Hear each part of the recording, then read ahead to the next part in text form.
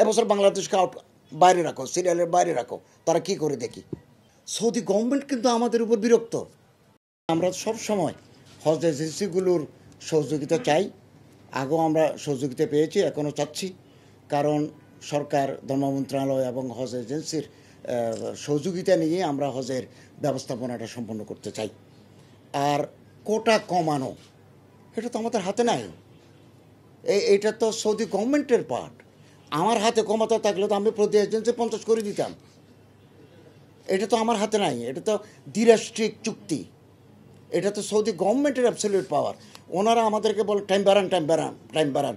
আমাদের কাছে শত শত খুদে বার্তা আছে এবং বলতেছে আপনারা কেন আমাদেরকে পিলগ্রিমসের সংখ্যা কেন জানাচ্ছেন না, অন্যান্য দেশেরগুলো হয়ে গেছে। মিনাতে তাবু কেন নিচ্ছেন না, ঘর ভাড়া কেন করছেন না, why you are delaying this process. ওনারা যদি হজ কার্যক্রম বন্ধ করে দেন, আপনি যেটা আপনার মুখ থেকে যেটা শুনলাম, সৌদি গভর্নমেন্ট কিন্তু আমাদের উপর বিরক্ত।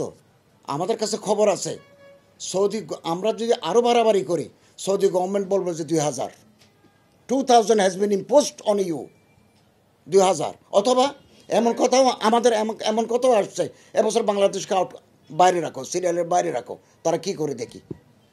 আর কেউ যদি হজে না যায়, কার্যক্রম করে, সৌদি আরবের বিলকুল কোনো ক্ষতি নাই। এবং কত আমরা বোধহয় 74 million riyal we have been already remitted to the Saudi government. ওনারা যে করবেন বলতেছেন, আপনার কাছ থেকে যেটা শুনলাম, এটা তো আমরা টাকা পাঠিয়ে দিয়েছি। ওনারা যে হাজিদের টাকা নিয়েছেন 70 মিলিয়ন রিয়াল আমরা অলরেডি পাঠিয়ে দিয়েছি। আর ইরান, আপনাদের জানা আছে, ইরান বহু বছর যাবৎ হজ বয়কট করেছে, 6 বছর সৌদি গভর্নমেন্টের কোনো ক্ষতি হয় নাই, বরঞ্চ এটা বাংলাদেশের ভাবমূর্তি। ওনারা যে দাবি জানাচ্ছেন, এটা তো আমার হাতে বা আমার মন্ত্রণালয়ে থাকলে আমি 1 মিনিটে করে দিতাম। It depends on Saudi Arabia.